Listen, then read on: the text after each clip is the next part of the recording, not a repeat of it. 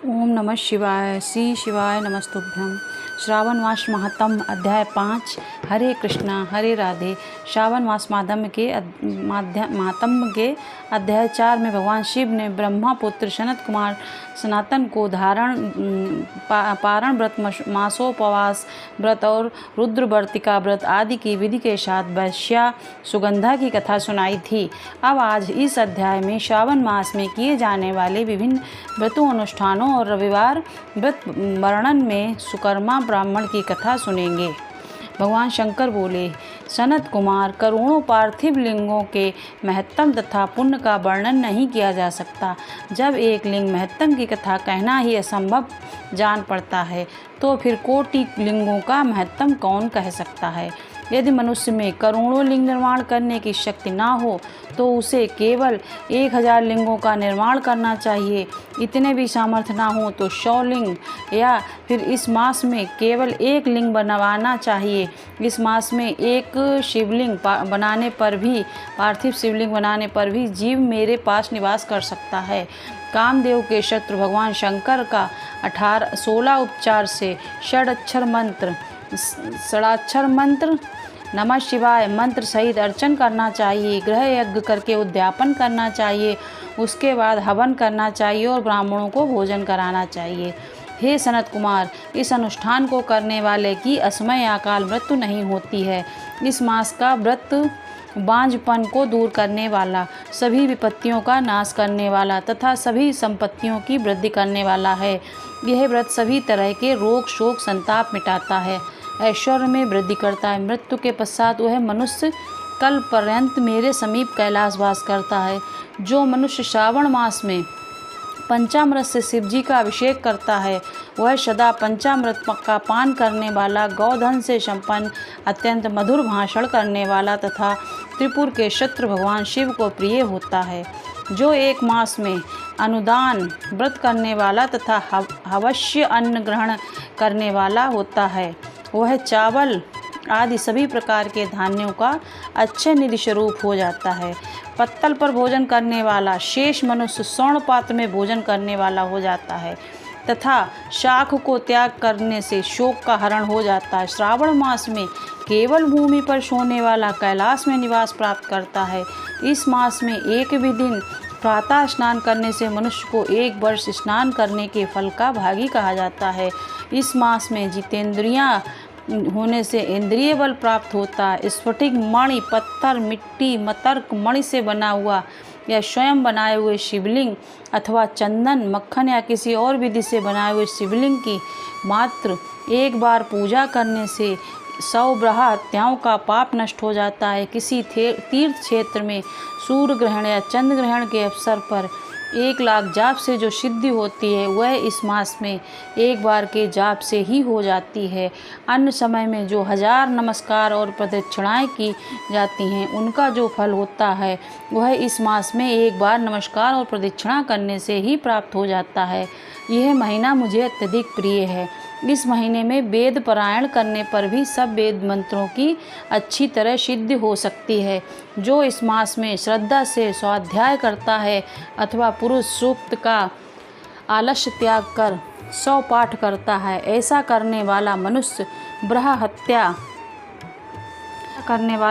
ब्रह्म हत्या के आदि अनेक पापों से मुक्त हो जाता है। इसमें कोई भी संदेह नहीं है। हे सनत कुमार, गुरु पत्नी के साथ सर्व जन्म पाप के लिए यही महान प्रायश्चित है। इसके समान पुण्य व्रत, पवित्र तथा पाप नाशक कुछ भी नहीं है। पुरुष सूक्त के जाप के बिना इस मास में एक भी दिन व्यतीत नहीं करना चाहिए। जो मनुष्य इस फल को अर्थवाद कहता है वह नरकगामी होता है। इस महीने में शमिधा, चारु, तिल और घी से गृह यज्ञ होम करना चाहिए। शिव के रूपों का भलीभांति ध्यान आदि करके धूप, गंध, पुष्प, नैवेद्य आदि से पूजन करना चाहिए और अपने सामर्थ्य के अनुसार कोटि होम, लक्ष्य होम अथवा 10 सहस्त्र होम करना चाहिए। व्यक्तियों होम ओम भूर, ओम भुव, ओम स्वाहा के साथ तिलों के द्वारा भी यह गृह यज्ञ नामक होम किया जाता है। हे सनत कुमार, इसके बाद अब मैं चारों 12 के व्रतों का वर्णन करूँगा। आप सुनिए हे अनेक। उनमें सर्वप्रथम मैं आपको रविवार का व्रत बताऊंगा। इस संबंध में लोग एक प्राचीन इतिहास को कहते हैं। चाहिए कहाँ थे, भूल गए। उसके संबंध में लोग एक प्राचीन इतिहास को कहते हैं। सर्वप्रथम प्रतिष्ठा नगर में सुकर्मा नाम के एक दरिद्र ब्राह्मण रहता था। वह भिक्षा से ही अपना गुजारा चलाता था। एक बार वह भिक्षा मांगने के लिए घूमते घूमते नगर में वहाँ एक गृहस्थ के घर में भिक्षा मांगने के लिए गया। वहाँ कुछ स्त्रियां आपस में मिलकर रविवार का व्रत कर रही थीं। उस ब्राह्मण को देखकर उन स्त्रियों में पूजन सामग्री को शीघ्रतापूर्वक ढक दिया। इस पर वह ब्राह्मण उन स्त्रियों से बोला, शेष स्त्रियां, आप सब ने इस व्रत को क्यों छुपा लिया है? आप सब साध्वी हैं, कृपया करके मुझसे इस व्रत की विधि कहिए। समदृष्टि रखने वाले सज्जनों का तो उपकार ही स्वार्थ है, क्योंकि परोपकार जैसा दूसरा धर्म तीनों लोकों में नहीं है। मैं दरिद्र अवस्था के कारण अत्यंत दुखी हूँ, अतः आप इस तो उत्तम व्रत का विधान तथा फल मुझे बताएं, मैं इस व्रत को करूँगा। स्त्रियाँ बोलीं, हे ध्वज, इस व्रत को करने में आप उन्माद तथा प्रमाद करोगे अथवा भूल जाओगे अथवा इसके प्रति अभक्ति या अनास्था रखने लगोगे तो ये व्रत निष्फल हो जाएगा। अतः आपको ये व्रत कैसे बताऊं? ब्राह्मण ने कहा, नहीं, मैं ऐसा नहीं करूंगा। ब्राह्मण की यह बात सुनकर उनमें से जो एक पौण स्त्री थी उसने ब्राह्मण को इस व्रत की विधि बतलाई। उसने कहा, हे ब्राह्मण, श्रावण मास के प्रथम रविवार का मौन रहकर प्रातः उठकर नित्य कर्म से निवृत्त हो, ठंडे जल से स्नान कर धान के पत्ते पर 12 परिधि वाला मंडल बनाकर उस पर लाल चंदन से सूर्य के समान गोलाकार बनाओ। उसी मंडल से में संज्ञा नाम वाली स्त्री के साथ सूर्य की पूजा लाल चंदन से करो। सूरज के 12 मंडलों पर लाल चंदन के साथ साथ लावा तथा जप, अर्थ, भक्ति और श्रद्धा सहित सूर्य भगवान को प्रदान करने चाहिए। इस अर्ध में रक्ता, अक्षत, जप, फूल और उपचार शामिल हों। नैवेद्य के लिए नरिकल पूजा लाल चंदन से करनी चाहिए। नैवेद्य के लिए नारियल का बीज और खांड के साथ सूर्य मंत्र का जाप करें। स्तवन और नमस्कार के लिए 12 मंत्रों का प्रयोग में लाएं। 12 बार प्रदक्षिणा करें।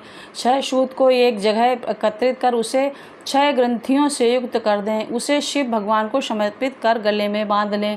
12 फलों वाला सूत्र विद्वान ब्राह्मण को दान कर दें। इस व्रत की विधि को किसी के सामने नहीं सुनाना चाहिए।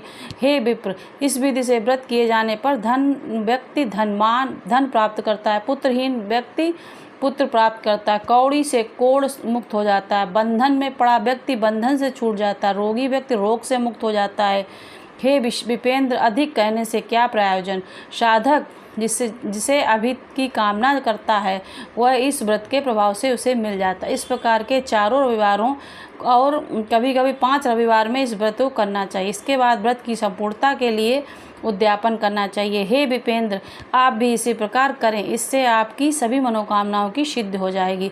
उसके बाद उन पतिव्रताओं को नमस्कार करके वो ब्राह्मण अपने घर आ गया।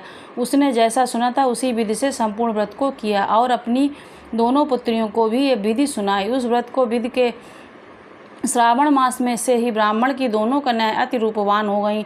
लक्ष्मी देवी भी अब उस ब्राह्मण के घर में आकर वास करने लगीं। इस प्रकार वह दिन ही ब्राह्मण कुबेर के तुल्य भगवान बन गया। किसी दिन उस नगर के राजा ने ब्राह्मण के घर से होकर राजमार्ग से जाते समय खिड़की में खड़ी उन दोनों सुंदर कन्याओं को देख लिया। रूप की खान उन दोनों बहनों को देखकर वह देखता ही रह गया। तीनों लोकों में कमल, चंद्रमा आदि जो भी सुंदर वस्तुएं उन्हें वे दोनों कन्याएं अपने शरीर के अवयवों से तिरस्कृत कर रही थीं। उन्हें देखकर राजा मोहित हो गए और क्षण भर के लिए वहीं खड़े हो गए। ब्राह्मण को शीघ्र बुलाकर उन्होंने दोनों कन्याओं को मांग लिया। तब उस ब्राह्मण ने भी हर्षित होकर अपनी दोनों कन्याएं राजा को प्रदान कर दी। उस राजा को पति रूप में प्राप्त करके वे कन्याएं भी प्रसन्न हो गईं। वे स्वयं इस व्रत को करने लगीं और पुत्र पौत्र आदि से संपन्न हो गईं। शिव बोले, हे सनत कुमार, इस कथा के श्रवण मात्र से ही सारी मनोकामनाएं पूरी हो जाती हैं।